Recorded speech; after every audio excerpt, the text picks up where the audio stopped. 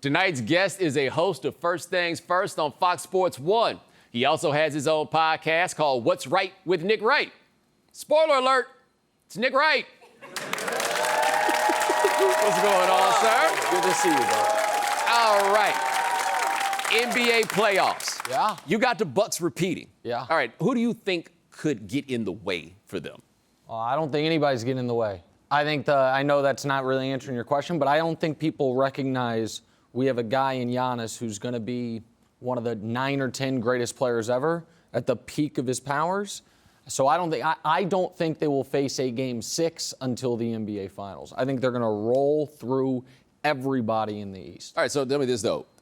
If they run up against the Nets, which they clearly did not want to do, Sure, okay. like, where are you with the Nets? Because I can't figure out what to think either, because we've literally not seen them play all year. I think the Nets, since Katie and Kyrie got there, their best year will always be next year. And next year, their best year will be next year. I mean, they are, I don't know who first said it, but I'm taking it from them. They're an NFT. They're an idea. They're not an actual basketball team. And so I don't buy them. I don't buy them as a championship contender. I don't buy them getting out of round one. Is there anything more boring than the fact that the Nets have actually been boring in this whole run? Like, there's not enough for people to hate or for people to love. They're just kind of there, but then they don't really play together all the time. And it feels like they should. Yeah, you have Durant, who is one of the greatest players ever, and Kyrie, one of the most skilled offensive players ever. You shouldn't be able to screw that up, but they have managed to. They managed to by trading away their depth for Harden and then giving up on Harden when he gave up on them. They managed to by letting a fan be their head coach. That fan happened to be a 2-time MVP in Steve Nash. So they've just really managed to screw up something that shouldn't be able to be screwed up. And I know, you're killing LeBron, but it is interesting. LeBron and AD, Kawhi and Paul George, KD and Kyrie, they all came together the same summer. LeBron and AD, the only group of those two that have even played in the conference finals together, and they've won a title. Kawhi and Paul George back home again, and we'll see what happens with KD and Kyrie this year. Lakers want to do bubble forever. You took away my you took away my segue, though. I was just about to say, speaking of screwing things up, what are the Lakers going to do with Russell Westbrook? Who, I don't know. Listen, I'm not one to tell anyone how to do their business, but, Madison Square Garden seems like a nice place to play. The Knicks, booing. They're booing. Come on. Oh, you guys excited about watching Julius Randle miss jump shots? Yeah, enjoy watching Russell Westbrook miss jump shots. You don't want to get off Evan Fournier's contract, get off Alec Burks' contract, because that's what it's going to have to be. It's going to have to be people are going to trade for Russ's contract, not for Russ the player. For the expiring contract, and the Lakers are probably going to have to throw in a pick. Yo, but the best thing about the Knicks for Russell is there is a value for Russell Westbrook, which is if your team is not going to be good and you know it's not going to be good, he'll make it fun. That's right. Remember how excited the Wizards were that year to get through the play-in and go? That's absolutely right. And Russ is, and we'll see if he's still able to do this, but Russ does have value. And the value is he can drag a bad team to some relevance. He's like a force multiplier on a bad team and a force divider on a decent or a good team.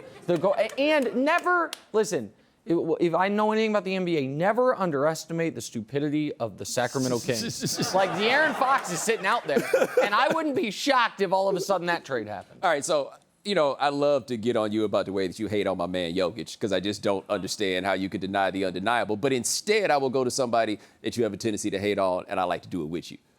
What did you think when the Tom Brady Dolphins story came out? Hold on, wait. You can't put that red meat in for. So we're not going to talk. We're not going to talk about. We're not going to talk about the soon-to-be 2-time MVP who is carrying that bunch of bums, and the difference between what they are when he plays and when he doesn't play is bigger than anybody else and the rest of their team. Because God forbid we ask, the best player in basketball, the 2-time MVP, which has been done by 12 guys ever, 11 of which are 11 of the 15 greatest players ever, and Steve Nash. And now he's going to be with Steve Nash to not, get blown out in round one of the playoffs as they're going to be. That's fine. We can talk about Brady and the Dolphins. Bo, why is this not the biggest story in the sports world?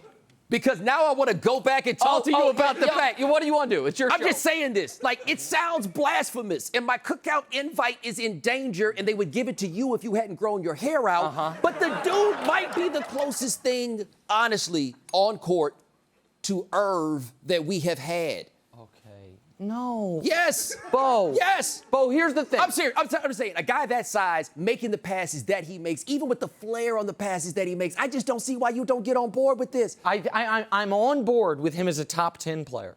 I am on board with that. Last year, I said, hey, LeBron got hurt. Embiid got hurt. All of a sudden, we have a weird MVP year. I said I'd have voted him second. Everyone's like, oh, you have to vote him first. Have you not seen his VORP? And I'm like, nah, I'd vote Chris Paul first. And then what happened? Chris Paul swept his ass out of the playoffs. And this all year, by himself. It was just Chris Paul. It was just Chris Paul. Nobody else is on the team. This is what I'm told. I'm told this year he had one of the greatest seasons in NBA history.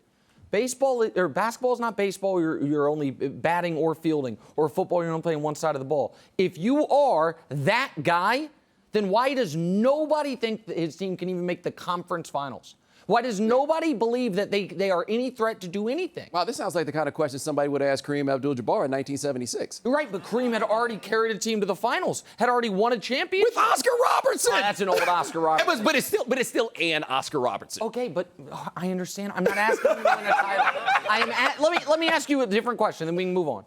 Let me ask you a different question. How many, if you are the opposing team, are there 7 guys that scare you more in a playoff series? 8 guys? In a playoff series? Yeah. Okay, so I think what did happen in the bubble, I know the Lakers wound up beating them, but let us not forget the dominant playoff force that Jokic was in that year. Yeah, and then he ran into a team with a guy in Anthony Davis who actually was playing like he should. Yeah, the guy who's so much better when nobody's watching him play. Sure, that's fine. Like empty gym, Anthony. Apparently, we learned if you make the gym empty, Anthony Davis turns into Steph Curry. You let 5 people into the building, and suddenly he looks like Anthony Davis. Okay, that's fair. But take Anthony Davis out of it. Who do you think scares people more? Giannis scare people more. KD scare people more. Healthy Kawhi scare people more. Steph scare people more. Luka, I know you're not a Luka guy. Luka scare people more. Embiid, Kawhi, Hey, just because the rest of y'all ain't making the right decision is not a knock against Jokic. All right, that's fine. Listen, that's fine. It is refreshing, though, that finally we have a great white basketball player that people don't overrate. I never thought my life... That is exactly what they're doing. No. He's going to win his second straight MVP. No. The one they overrate is your guy, Luka. Oh, stop that. Okay, that's bullying. He has a hurt calf. That is not fair. That Luka, okay, I don't have the evidence to prove it. I just know Luka's a all-time special player. Listen, I can't prove it to you. I just know it's true. It's like what the Supreme Court said about pornography. I can't define it, but I know it when I see it. I know Luka's special, and I know your guy's overrated. Did you want to talk Brady, or have I filibustered? No, we won't filibuster through it, but this is better than we were ever going to have. This is what it's like when we hang out on the weekends. Nick Wright, my man, thank you. Check out First Things First, Fox Sports 1.